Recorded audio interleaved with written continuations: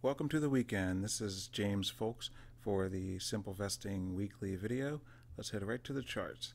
And as you can see from the S&P 500 here, we did have a breakout last week. The market took a little dip right in there to kind of try to fake people out and scare a few longs out, which it did. Then it successfully gapped up higher right around here, and I think that was the beginning of the week, and went on to move upward for the week just a little bit.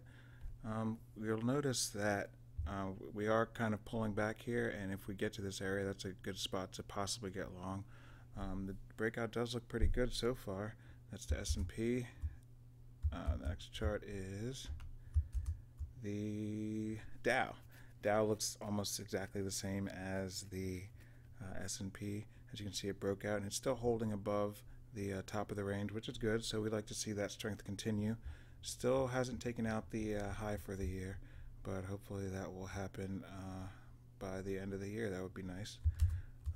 Bonds had a nice little pullback too for someone who was doing swing trading to get long right around here. That's for sure.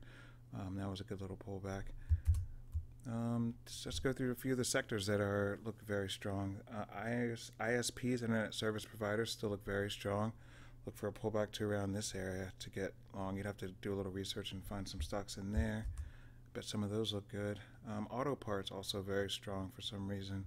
You could look for a pullback right to this area of former resistance here. That would be a good spot to get long. You just have to take a look at some of those individual stocks that are in that sector, but that's a place to get started. Silver on an absolute is just ripping higher, even stronger than gold. You see there's gold. Go back to silver. They're both just ripping higher. It seems that nothing can stop these precious metals from going higher. And let's see, and back to the S&P. Well, that's it for the weekend. Hope you enjoy the weekend and have a good week.